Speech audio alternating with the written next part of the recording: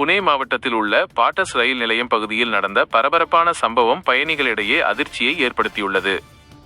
ஒரு பெண்மணி தனது 2 குழந்தைகளுடன் சரக்கு ரயிலுக்கு கீழ் வழியாக ரயில் தண்டவாளத்தை கடக்க முயன்றார். அப்போது 2 குழந்தைகள் ரயில் தண்டவாளத்தை வேகமாக கடந்துவிட்டனர். அந்த பெண் ரயில் தண்டவாளத்தை கடந்து கொண்டிருக்கையில் திடீரென சரக்கு ரயில் நகரத் தொடங்கியது. இதனால் அந்த பெண்மணி ரயிலுக்கு அடியில் சிக்கிக் கொண்டார். எதிர்பாராத இந்த ஆபத்தான சூழ்நிலையில் ஒரு நொடி கூட பதற்றமடையாமல் அந்த பெண் தண்டவாளத்தின் நடுவே குப்புறப்படுத்திக் கொண்டார். சில வினாடிகளில் சரக்கு ரயிலும் அவரை கடந்து சென்றது.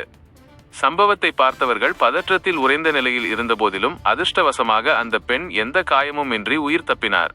இந்த சம்பவம் அப்பகுதியில் பெரும் பரபரப்பை ஏற்படுத்தியதுடன் ரயில் நிலையங்களில் பாதுகாப்பு வசதிகள் குறைவாக இருப்பது மீண்டும் கேள்விக்குறியாகியுள்ளது.